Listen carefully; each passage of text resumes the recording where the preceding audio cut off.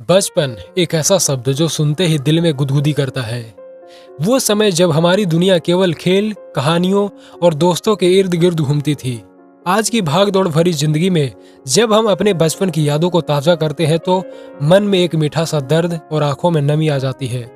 आइए उस समय की गलियों में एक बार फिर से चलते हैं और उन पलों को जीते हैं। वो गलियां, वो दोस्त और मिट्टी में खेलना। आज का बचपन स्मार्टफोन और वीडियो गेम्स में उलझा है, लेकिन उस समय मिट्टी ही हमारा सबसे बड़ा मैदान था। स्कूल से आते ही बैग फेंक कर दोस्तों के साथ गलियों में क्रिकेट, खो खो और पिट्ठू जैसे खेल खेलना मानो जिंदगी का सबसे बड़ा सुख था। बारिश के दिनों में कीचड़ में खेलना और गिल्ली डंडा में अपनी जीत पर दोस्तों से मिठाई मांगना, ये सब यादें आज भी दिल को सुकून देती है। गर्मियों की छुट्टियां हमेशा किसी गांव में बिताई जाती थी।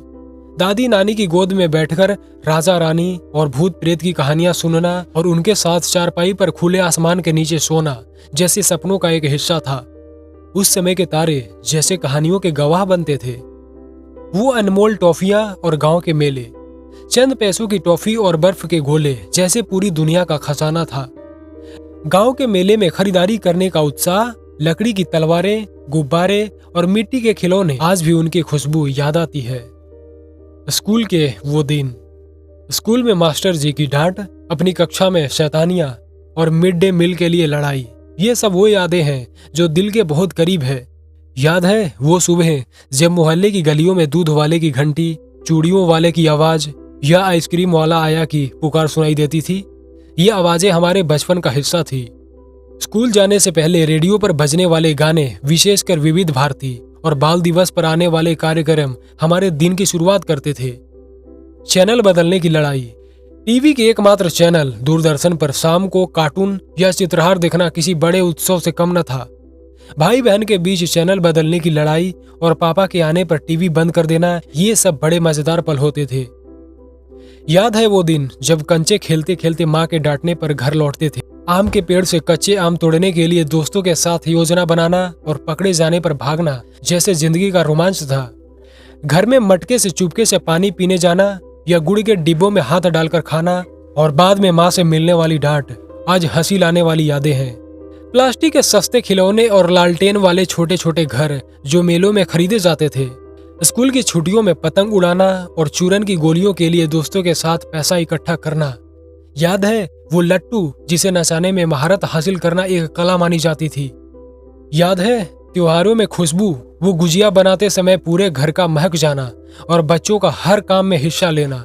होली पर अपने दोस्तों को रंग लगाने के लिए प्लान बनाना और दिवाली पर बिजली की लाइट के बजाय मिट्टी के दियों से घर को सजाना। त्योहारों का वो जादू आज के चमकते दमकते सेलिब्रेशन से कहीं ज्यादा खास था।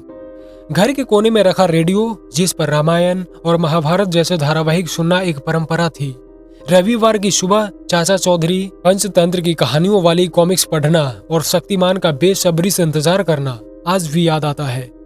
माँ की वो मीठी डांट, खेलते रहोगे या पढ़ाई भी करोगे, और बाद में खाना खिलाने के लिए प्यार से बुलाना, खासकर बारिश के दिनों में पकोड़े और चाय, ये सब दिल को भर देते थे। आज के ईमेल और मैसेजेस से परे वो समय जब चिट्ठियां दिल से लिखी जाती थी। मकर संक्रांति पर पतंगबाजी और वो कांटा की आवाज गूंजना जैसे किसी जीत का एहसास था। रात के सन्नाटे में खुले आकाश के नीचे लेटकर तारे गिनना और उनसे कहानियां बनाना आज भी हमें हमारी जड़ों से जोड़ता है। वो सादगी और रिश्तों की गहराई, उस समय जिंदगी बहुत सरल थी, रिश्ते गहरे थे और खुशी छोटी छोटी चीजों में छिपी थी।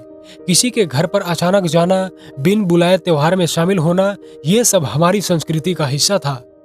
आज जब हम अपने बचपन को याद करते हैं तो महसूस होता है कि समय कितना बदल गया है। मोबाइल, इंटरनेट और व्यस्तता ने बच्चों से वो मासूमियत छीन ली है। हमें कोशिश करनी चाहिए कि अपने बच्चों को भी वही बचपन दे जिसमें सादगी हो, रिश्तों की मिठास हो और मिट्टी की खुशबू हो। याद है जब हम बच्चे थे तो बड़े होने की कितनी जल्दी थी, और आज जब बड़े हो गए हैं तो बचपन वापस लाने की कितनी ख्वाहिश है। शायद यही जिंदगी का चक्र है, लेकिन इन यादों को संजो कर रखना और उन्हें आने वाली पीढ़ियों को बताना हमारी जिम्मेदारी है।